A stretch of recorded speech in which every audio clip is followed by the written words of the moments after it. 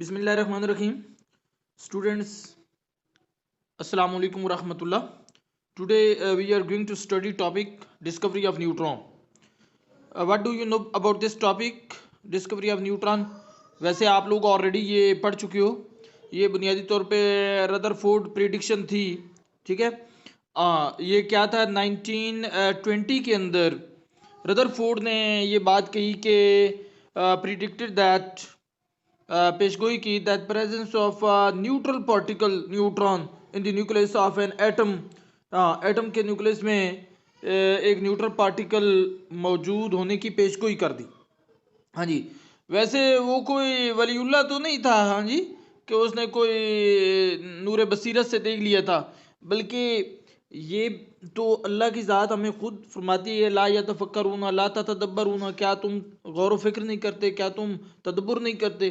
तो अगर सोचें तो ये चीज़ें अंडरस्टैंड की जा सकती हैं, नो इशू।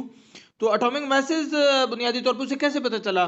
क्योंकि उसने देखा कि एटम का जो एटॉमिक मास है, जिसमें ज़ाहिर है एटम में तो फिर सारा कुछ ही होता है, हाँ जी, सारे के सारे फंडामेंटल पार्टिकल उसमें हैं, neutron, proton, electron, neutrino, anti neutrino, ये इवन के मोर देन 100, हाँ जी। तो वो तो एटम के अंदर तो सारे के सारे, लिहाजा एटम का जब एटॉमिक मास देखा जाएगा तो वो उसमें तो सारा मास ही आएगा, उसके अंदर सारे फंडामेंटल पार्टिकल का मास तो आएगा उसमें, हाँ जी। कुड नॉट बी एक्सप्लेन्ड, हाँ जी, उसकी वजाहत नहीं हो सकती थी on the basis of proton and electron only. हाँ जी, अगर हम ये कहें कि एटम के पास तो बस जो है प्रोटॉन और इलेक्ट्रॉन है, तो इन दोनों का मास को अगर जमा किया जाए तो वो एटॉमिक मास के इक्वल नहीं था, हाँ जी। तो ये इशू था बुनियादी तौर पे, तो जिसकी वजह से ये प्रोटॉन और इलेक्ट्रॉन का मास कम था और एटॉमिक मास जो है वो ज़्यादा था, ठीक है। हाँ, तो जिसकी वजह से जो है वो उसने प्रिडिक्ट कर दिया। और साथ उसने ये जो बात कही है कि जी सिर्फ मौजूद ही नहीं, न्यूट्रल भी है। तो ये कैसे उसे, तो ज़ाहिर है पहले जो है आपके पास जो है वो इलेक्ट्रॉन जो है वो डिस्कवर हो चुका था, नेगेटिव चार्ज वाला, हाँ जी, इलेक्ट्रॉन, और साथ पॉजिटिव चार्ज पार्टिकल प्रोटॉन भी हो चुका था, हाँ जी। तो ओवरऑल चूंकि ये न्यूट्रल है, तो अब ज़ाहिर है तीसरा पार्टिकल तो फिर न्यूट्रल ही होना चाहिए, हाँ जी। हाँ, क्योंकि नेगेटिव और इन नेगेटिव और पॉजिटिव की वजह से वो न्यूट्रल तो हो गया। अब तीसरा पार्टिकल जो भी होना है फिर ज़ाहिर है उसने न्यूट्रल ही होना है, ठीक है। हाँ, अगर उसके ऊपर भी चार्ज हो तो ये चार्ज तो एक दूसरे को कैंसिल कर देंगे, तो उस चार्ज पार्टिकल की वजह से फिर एटम के ऊपर कोई ना कोई चार्ज आ जाता। तो ये वजह है। उसके बाद है जी चैडविक एक्सपेरिमेंट हम पढ़ते हैं जी। चैडविक एक्सपेरिमेंट क्या है कि चैडविक डिस्कवर्ड न्यूट्रॉन इन 1932। हाँ जी, देख लें ये काफ़ी टाइम गुजरने के बाद जो है ये हुआ है 1932। बाकी आपके इलेक्ट्रॉन प्रोटॉन तो जो है वो 1986 तक डिस्कवर हो गए थे, गो के प्रॉपर्टीज़ 1995 97 तक जाके डिस्कवर हुई।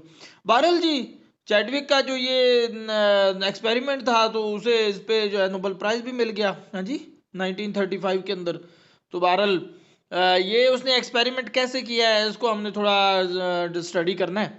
तो ये देखें बच्चे, चैडविक डिस्कवर न्यूट्रॉन, हाँ जी, ये हो गया। Chadwick bombarded the nucleus of beryllium, हाँ जी, न्यूक्लियस ऑफ बेरिलियम, ये देखें जी, ये बेरिलियम है, ठीक है ना, ये बेरिलियम टारगेट है, हाँ जी, बेरिलियम रॉड, ये बिल्कुल सामने टारगेट रखा हुआ है बेरिलियम का, ठीक है। इसमें ज़ाहिर है बेरिलियम में किसके एटम होंगे, बेरिलियम के होंगे, और न्यूक्लियस किसका होगा, बेरिलियम का ही होगा।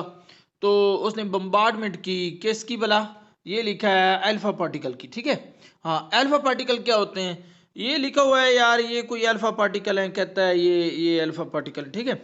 तो ये बुनियादी तौर पे इनके ऊपर जो है पॉजिटिव 2 चार्ज, यहाँ पॉजिटिव 2, ये क्या है वैसे पॉजिटिव 2? एक्चुअली तो ये है आपके पास हीलियम के न्यूक्लियाई हैं, ठीक है ना। हीलियम हीलियम में आपको पता है 2 इलेक्ट्रॉन होते हैं, ठीक है। तो अगर आप दोनों इलेक्ट्रॉन को निकाल देंगे, हाँ जी, तो फिर क्या होगा, 2 इलेक्ट्रॉन है, दोनों इलेक्ट्रॉन आपने निकाल दिए, पीछे फिर हीलियम का न्यूक्लियस ही बचा जाके। तो लिहाजा ये हीलियम के न्यूक्लियाई हुए, और हीलियम के न्यूक्लियाई जो है ना इनको ही अल्फा पार्टिकल कहते हैं, हाँ जी। हाँ, हीलियम से तो आप वाकिफ है ना अच्छी तरह, हीलियम में से 2 इलेक्ट्रॉन निकाल दो, पीछे क्या बचा, अल्फा पार्टिकल। तो He+2 को जो है वो कहते हैं अल्फा पार्टिकल। तो ये +2 जो है ये क्यों बार बार आ रहा है positive to positive to positive to? ये बुनियादी तौर पे हीलियम के ऊपर जो पॉजिटिव टू चार्ज है वो आ रहा है, ठीक है। हाँ जी, अब जो बम्बार्डमेंट की है तो अल्फा पार्टिकल की, ये अल्फा पार्टिकल आए कहाँ से हैं? ये बुनियादी तो ये कहता है कि पोलोनियम मेटल है, ठीक है ना। ये पोलोनियम मेटल है, ठीक है। ये छोटा सा सुराख है, उसमें से जो है ये अल्फा पार्टिकल निकल रहे हैं, ठीक है। पोलोनियम पोलोनियम सोर्स है, मेटल सोर्स, ठीक है। उसके बाद क्या है कि जो ही ये टारगेट के ऊपर हीलियम के पार्टिकल ने स्ट्राइक किया, हिट किया, तो क्या हुआ जी, कुछ रेडिएशन निकली, ठीक है। सामने चाय डिटेक्टर रखा हुआ है, चाय डिटेक्टर रखा हुआ है सामने, ठीक है। और चाय डिटेक्टर ने चाय डिटेक्ट करना था, तो बहरहाल कोई चार्ज होता तो डिटेक्ट होता, तो चार्ज जीरो था, तो ये जो है नीडल, हाँ जी, ये जीरो पे ही खड़ी रही है। तो कोई जो है वो जिसका मतलब ये है कि ये जो पार्टिकल बेरिलियम टारगेट में से अब खारिज हो रहे हैं, इनके ऊपर कोई चार्ज नहीं है, चार्ज लेस है, न्यूट्रल है।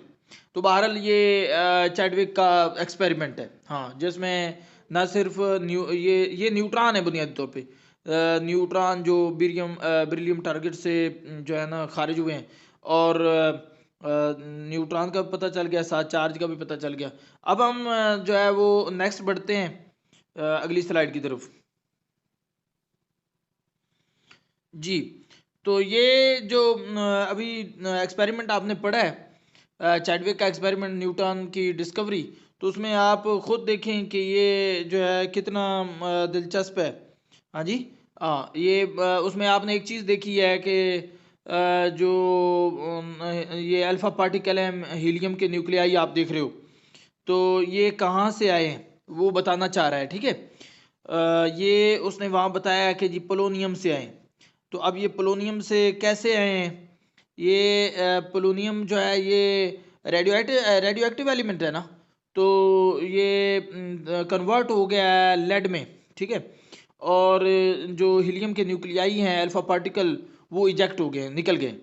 तो आप अगर चाहें तो याद रखें ये एक रिएक्शन है, लेकिन ये केमिकल रिएक्शन नहीं है, ये न्यूक्लियर रिएक्शन है। केमिकल रिएक्शन कौन सा होता है? जिसमें इलेक्ट्रॉन इन्वॉल्व हो। तो यहाँ इलेक्ट्रॉन की कोई बात नहीं है, यहाँ तो न्यूक्लियस की बात है। तो न्यूक्लियस जो है ना बच्चे, nucleus is taking part, proton और न्यूट्रॉन जो है ना वो हिस्सा ले रहे हैं। मसलन यहाँ देखें, ये नीचे 84 है, और यहाँ पे 82 लिखा हुआ है लेड के नीचे। तो ये क्या है वैसे? ये ज़ाहिर एटॉमिक नंबर है, तो नंबर ऑफ प्रोटॉन, हाँ। तो ये पहले 84 थे, अब क्या हो गया 82, तो बाकी दो किधर गए? वो अल्फा पार्टिकल में, ठीक है। और ये देखें 216, तो 216, और इधर राइट साइड पे इक्वेशन के 212 + 4, हाँ जी, हाँ, ये भी 216 ही बन रहा है। तो यहाँ पे प्रोटॉन और न्यूट्रॉन की बात है जो कि न्यूक्लियस में है, तो लिहाजा ये न्यूक्लियर रिएक्शन है, ठीक है। उसके बाद क्या है, फॉर्मेशन, हाँ, ये तो अल्फा पार्टिकल जनरेट कैसे हुए हैं वो बात हुई। फिर जब उन्होंने अल्फा पार्टिकल, ये आ गया, इन्होंने जब बेरिलियम टारगेट से हिट किया था, तो क्या हुआ, जो आपका बेरिलियम टारगेट है ना, वो कुछ ही देर के बाद जो है वो कार्बन में तब्दील हो गया, वो बेरिलियम रहा ही नहीं, ये ट्रांसफॉर्मेशन हो गई है, ठीक है। हाँ, वो जैसे हमारे कुछ केमिस्ट जो थे, अल्केमिस्ट, वो सोना बनाने के चक्कर में थे ना, हाँ। तो ये बुनियादी तौर पे कोई उसका नहीं है तरीकाकार, कोई भी केमिकल रिएक्शन। तो ये जो एक मेटल का दूसरी मेटल में तब्दील हो जाना है ना, वो न्यूक्लियर रिएक्शन से ही पॉसिबल है। तो ये जो है बेरिलियम जो है ये कार्बन में एक न्यू एलिमेंट जो है उसमें कन्वर्ट होगी, लेकिन साथ ही आप देख रहे हैं कि ये जो है आपके पास वेरी सिंपल, हाँ जी, ये हीलियम का दो, हाँ जी, हीलियम का नीचे वाला दो, और प्रोटॉन नंबर, और बेरिलियम का 4 जमा करें तो 6 बनता है ना, तो ये 6 आ गया। और ये न्यूट्रॉन का है ही 0, हाँ जी, हाँ, प्रोटॉन नंबर। और ऊपर वाला हीलियम का 4 और बेरिलियम का 9 जमा करें तो कितना, 13 बनता है। तो कार्बन का 12, और एक जो बच गया वो न्यूट्रॉन का है, हाँ। तो यूं जो है आप इसको बेशक जिस तरह इक्वेशन को आप बैलेंस करते हो, इस तरह आप प्रोटॉन नंबर और जो आपका न्यूक्लियन नंबर है, हाँ जी, मास नंबर और एटॉमिक नंबर, उसको आप ज़रूर बैलेंस कीजिएगा। उसके बाद क्या है जी, actually alpha particle and nuclei of beryllium are rearranged. हाँ जी, तो ये ऊपर वाले रिएक्शन के बारे में है कि ये ना दोनों ने एक रीअरेंज किया है और क्या हो गया, किस में तब्दील हो गया, कार्बन 12 में, और 7 न्यूट्रॉन जो है इमिटेड हो गया। ऊपर वाली इक्वेशन की ये वजह है। उसके बाद क्या है, like electron and proton neutron also considered as a fundamental particle of atom. तो बुनियादी तौर पे ये तीन तो फंडामेंटल पार्टिकल हैं। इलेक्ट्रॉन प्रोटॉन तो पहले डिस्कवर हो चुके थे, तो न्यूट्रॉन भी डिस्कवर हो गया। उसके बाद क्या है, प्रॉपर्टीज ऑफ न्यूट्रॉन। तो क्या लिखा है, कांट आयोनाइज गैसेस। हाँ जी, न्यूट्रॉन जो है ना वो गैस को आयोनाइज नहीं कर पाता। ये देखें, neutron can't ionize gases because it is a neutral particle. हाँ, सात वजह भी बता दी। तो ज़ाहिर है भाई, ये सामने जो है वो गैस को आयोनाइज कैसे किया जाएगा, ये आपने देखा है। आयोनाइजेशन गैसेस की आपने पढ़ी हुई है। ये डिस्चार्ज ट्यूब के अंदर जो गैस थी, गैस का मिक्सचर, तो उसमें जो कैथोड रेज निकल रही थी, तो कैथोड रेज ने क्या किया था, गैस के मालिक्यूल को आयोनाइज किया और एम पॉजिटिव जो जनरेट हुआ था वो क्या था वो, हाँ जी, हाँ, मालिक्यूलर आयन ही नहीं था, जिसको कैनार रेज भी कहा गया, और हाइड्रोजन का जो केटाइन है उसको प्रोटॉन भी कह दिया गया। तो ये वो बात है। तो चार्ज जो है वो हो तो उस सूरत में तो आयनाइज होगा, ये नहीं ये सेम पार्टिकल को जो है वो रिपेल करेगा। मसलन वो कैथोड रेज जो थी उन पर भी नेगेटिव चार्ज था, और उन्होंने एटम के नेगेटिवली चार्ज पार्टिकल इलेक्ट्रॉन को हिट किया, तो इलेक्ट्रॉन ने इलेक्ट्रॉन को निकाल बैर किया, तो जो मालिक्यूल है उनके ऊपर पॉजिटिव चार्ज आ गया। हाँ जी, हाँ, तो ये सिचुएशन है सारी। उसके बाद नंबर 2 है बेटा, फ्री न्यूट्रॉन डीके। हाँ जी, ये बड़ा है कि न्यूट्रॉन जो है, अकेला न्यूट्रॉन वो डिकम्पोज हो जाता है, वो स्टेबल नहीं है, वो प्रोटॉन, इलेक्ट्रॉन और न्यूट्रिनो में तब्दील हो जाता है। ठीक है, हाँ जी, ये बड़ी दिलचस्प बात है कि न्यूट्रॉन जो है, ये समझो खुद जो है प्रोटॉन और इलेक्ट्रॉन का जमा न्यूट्रॉन का मिक्सचर है। हाँ, ये तीनों इकट्ठे हों तब न्यूट्रॉन बनता है। ठीक है, तो यहाँ अगर आप में कोई अहले ज़ौक़ बंदा है तो वो सोच सकता है कि तौहीद किस तरह ये सारी चीज़ें इबादत की तरफ और कुल हुवल्लाहु अहद की तरफ किस तरह जा रही हैं। तो आपको पता है कि सारी की सारी कायनात जो है, हाँ जी, वो 118 एलिमेंट से बनी है, और 118 एलिमेंट जो हैं वो सारे के सारे एटमों से बने, और एटम सारे के सारे प्रोटॉन, इलेक्ट्रॉन, न्यूट्रॉन से बने, और सारे प्रोटॉन और इलेक्ट्रॉन जो हैं वो न्यूट्रॉन से बने। हाँ जी, हाँ, तो पूरी की पूरी कायनात जो है वो एक ही पार्टिकल पे आके खड़ी होगी ना, समझो। हाँ जी, हाँ, तो बहरहाल अभी डिस्कवरीज चल रही हैं, तो ये जो है तौहीद और इबादत की तरफ चीज़ें जा रही हैं। एनीवे, पॉइंट 3 है हाई पेनिट्रेटिंग पावर। हाँ जी, neutron have high penetrating power. Penetrating power क्या होती है, अंदर घुस जाने की सलाहियत। ठीक है ना, किसी चीज़ के अंदर। हाँ, जैसे आप दीवार में कुछ चीज़ मारे हैं, हाँ जी, कोई थोड़ी अंदर घुस जाए, कोई ज़्यादा अंदर, तो न्यूट्रॉन जो है ना वो हाई पेनिट्रेटिंग पावर इस वजह से रखते हैं, ये मैं आपको बता दूं कि क्योंकि इनके ऊपर चार्ज नहीं है। ज़ाहिर है दीवार किससे बनी है, एटमों से। एटमों में क्या है, इलेक्ट्रॉन, प्रोटॉन, उन पे क्या है, चार्ज है। तो अगर इस पे भी चार्ज होता तो रिपल्शन होती। हाँ जी, हाँ, तो वो हाई पेनिट्रेटिंग पावर ना होती उसकी। ठीक है, तो न्यूट्रॉन चूंकि इसके सींग नहीं है, कोई चार्ज तो है नहीं सामने, इसको कौन रोकेगा, ना इलेक्ट्रॉन रोकेगा ना प्रोटॉन रोकेगा, तो ये इसकी हाई पेनिट्रेटिंग पावर है। They can knock out high speed proton from paraffin. हाँ, तो पैराफिन में तो पैराफिन हो गया, वाटर हो गया, पेपर हो गया, सेलुलोज हो गया। हाँ जी, पेपर खुद जो है ये मोस्टली सेलुलोज का बना होता है, तो ये वाटर, पैराफिन और सेलुलोज पेपर हो गया। इनमें वैसे ही जो है वो आप सोच रहे होंगे ये कैसे होता है ये सारा। एनीवे, मैं आपको शॉर्ट वे में बताता हूँ। वाटर है तो उसमें हाइड्रोजन आपको पता है H2O। हाँ जी, पैराफिन है तो ये C20 से C40 तक, हाँ जी, C30 तक, ये सारा जो है वो जो पेट्रोलियम की एक फ्रैक्शन ही है ना पैराफिन वैक्स। ठीक है, हाँ, तो सेलुलोज में भी आपको पता है कि हाइड्रोजन काफ़ी है। तो हाइड्रोजन अगर ज़्यादा हैं तो H पॉजिटिव को प्रोटॉन ही तो कहते हैं, और क्या कहते हैं। तो ये जो है ना उनको निकाल बैर करेगी, ठीक है। ये जो न्यूट्रॉन है, उसके बाद क्या है, क्यों वैसे बैर निकाल बैर, क्योंकि दोनों का मास तकरीबन तकरीबन इक्वल है ना, न्यूट्रॉन और प्रोटॉन का। तो लिहाजा ये जो एक दूसरे को हिट करेंगे, हाँ जी, जब न्यूट्रॉन प्रोटॉन को हिट करेगा तो उसको इजेक्ट कर देगा, निकाल देगा वहां से। उसके बाद क्या है कि फास्ट एंड स्लो न्यूट्रॉन, हाँ जी, दो किस्म के न्यूट्रॉन हैं। तो आपके पास फास्ट न्यूट्रॉन कौन से हैं, ये बुनियादी तौर पे काइनेटिक एनर्जी पे है। काइनेटिक एनर्जी अगर है 1.2 मेगा इलेक्ट्रॉन वोल्ट, फिर वो होंगे फास्ट न्यूट्रॉन, ठीक है। यहाँ मेगा का मतलब है 10⁻6 इलेक्ट्रॉन वोल्ट, मेगा का मतलब 10⁻6। उसके बाद क्या है, neutron travelling with energy less than 1 electron volt, हाँ जी, कहाँ 10⁻6 इलेक्ट्रॉन वोल्ट है, कहाँ 1 इलेक्ट्रॉन वोल्ट है सिंपली, और उससे भी कम एनर्जी, तो वो स्लो न्यूट्रॉन होगी। Slow neutron are more effective than fast one for nuclear fission reaction. हाँ जी, आपने कोई भी न्यूक्लियर फिशन रिएक्शन या न्यूक्लियस तोड़ना है, चाहे वो एटॉमिक बम की फॉर्म में है या आप न्यूक्लियर फिशन रिएक्शन करवा रहे हैं just for the sake of generation of electricity, तो इन दोनों सूरतों में जो है ना स्लो न्यूट्रॉन वहाँ काम आते हैं, ठीक है। हाँ, स्लो न्यूट्रॉन वैसे क्यों काम आते हैं, इसकी वजह यह है कि स्लो न्यूट्रॉन की स्पीड चूँकि कम होती है, लिहाजा ये यूरेनियम के साथ, यूरेनियम 235 के साथ जो है ना इसकी इंटरेक्शन का की टाइमिंग ज़्यादा है, ज़्यादा टाइम ये इंटरेक्ट करेगा, यानी ज़्यादा टाइम उसके उसकी विसिनिटी में, उसकी हमसागी में, उसके करीब रहेगा, ठीक है।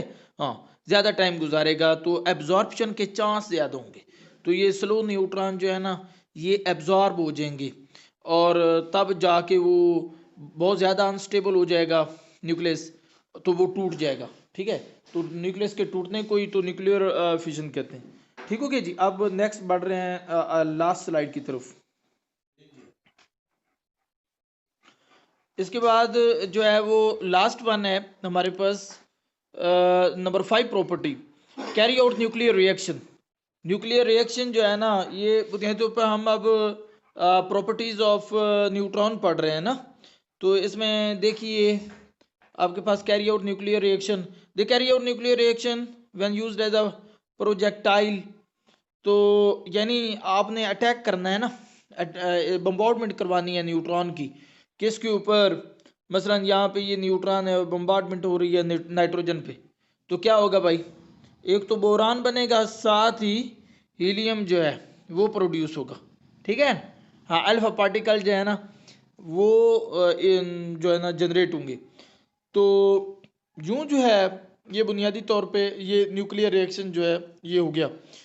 यहाँ ऊपर देखें तो 14 + 1 15, हाँ जी, हाँ, और इधर आप देखें, हाँ जी, 14 + 1 15, और इधर 11 + 4 ये भी 15 है, और इधर 0 + 7, हाँ जी 7, और इधर 5 + 2 वो भी 7, तो ये बैलेंस हो गया। उसके बाद क्या है, स्लो मूविंग न्यूट्रॉन जो है ना उसकी बात वो कर रहा है कि ये स्लो मूविंग न्यूट्रॉन है, ये कॉपर के ऊपर इसने किया, कॉपर का कौन सा आइसोटोप 65। तो जब न्यूट्रॉन की बम्बार्डमेंट करवाई स्लो न्यूट्रॉन की, तो क्या हुआ, कॉपर ने वो इलेक्ट्रॉन जो है एब्जॉर्ब कर लिया, तो ये 65 से 66 हो गया, हाँ जी। हाँ, एटॉमिक नंबर तो सेम रहा है 29, हाँ जी, लेकिन साथ गैमा रेडिएशन जो है ना वो इजेक्ट हो गई, हाँ जी। हाँ, तो क्या है, ये जो है ना कॉपर, अब कॉपर का आइसोटोप आइसोटोप 66, हाँ बेटा, तो ये बहुत अनस्टेबल है, ये क्या करेगा, ये एक इलेक्ट्रॉन को ना बीटा पार्टिकल भी इसको कहते हैं, हाँ जी, उसको ये क्या करेगा, इजेक्ट कर देगा, उसको क्या करेगा, इजेक्ट कर देगा, और ख़ुद जो कॉपर है ना ये किस में तब्दील हो जाएगा, जिंक में, खुद जिंक में तब्दील हो जाएगा। तो अब ये बुनियादी तौर पे क्या हुआ है, अगर आप देखें तो एक एटॉमिक नंबर जो है ना वो बढ़ गया, हाँ जी, ये लिखा हुआ है atomic number is increase by 1 unit, हाँ जी, तो ये 29 से 30 हो गया, हाँ जी।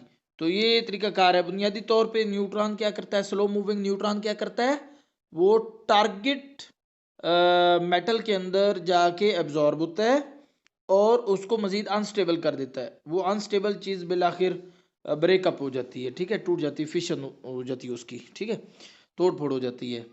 तो उसके बाद क्या है, बायोलॉजिकल एक्टिविटी।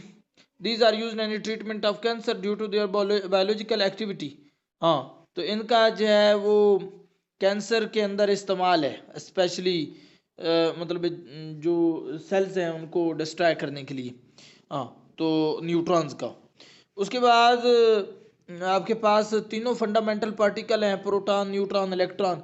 इसकी कुछ प्रॉपर्टीज दी हुई हैं। बस रिलेटिव चार्ज देखें तो प्रोटॉन पे +1 है, न्यूट्रॉन होता ही 0 है और इलेक्ट्रॉन -1 है, ठीक है, रिलेटिव चार्ज। और एक्चुअल चार्ज अगर आपने देखना है तो ये प्लस में 1.6022 इंटू 10⁻⁻19 है और इलेक्ट्रॉन पे भी उतना ही चार्ज होता है जितना प्रोटॉन पे, जस्ट ये पॉजिटिव है और ये नेगेटिव। उसके बाद मैस अगर आप देख लें तो प्रोटॉन का ये मैस है, हाँ जी, 10⁻1.6726 इंटू 10⁻27। और न्यूट्रॉन का मास देख लें, ये सबसे ज़्यादा इन तीनों में 1.6750 इंटू 10⁻⁻27। और सबसे कम मैस देख लें इलेक्ट्रॉन का 9.6095 इंटू 10⁻31। हाँ जी, तो ये प्रोटॉन और इलेक्ट्रॉन दोनों को ऐड करें तब जाके ये न्यूट्रॉन के बराबर होता है। यही वजह है कि न्यूट्रॉन की डिके प्रोटॉन, इलेक्ट्रॉन और न्यूट्रिनो में। उसके बाद मैथ्स अगर AMU में लेना है आपने, हाँ जी, थोड़ा इसको सिंपलीफाई करना है तो यहाँ भी देख लें, प्रोटॉन का 1.0073 और न्यूट्रॉन का उससे ज़्यादा है 1.0087 और इलेक्ट्रॉन का सबसे कम है 5.4858 इंटू 10⁻⁻4, ठीक है। हाँ, तो ये बेटा चंद प्रॉपर्टीज़ हैं। और ये एक्सपेरिमेंट था चैडविक का जिसमें न्यूट्रॉन जो है ये डिस्कवर हुआ और यूं तीनों जो फंडामेंटल पार्टिकल हैं उनके डिस्कवर होने का जो लेसन है, स्टोरी, वो कंप्लीट होगी। और उनकी हमने जो है प्रॉपर्टीज़ भी थोड़ी बहुत डिस्कस कर ली हैं। तो बहरहाल एक न्यूक्लियर रिएक्शन होता है, एक जो है वो केमिकल रिएक्शन होता है। केमिकल रिएक्शन में chemical reaction is game of electron, ठीक है, और न्यूक्लियर रिएक्शन क्या है, game of proton and neutron, ठीक है। हाँ, तो थैंक यू, अल्लाह आपको खुश रखे, जज़ाकल्लाह, अल्लाह हाफिज़।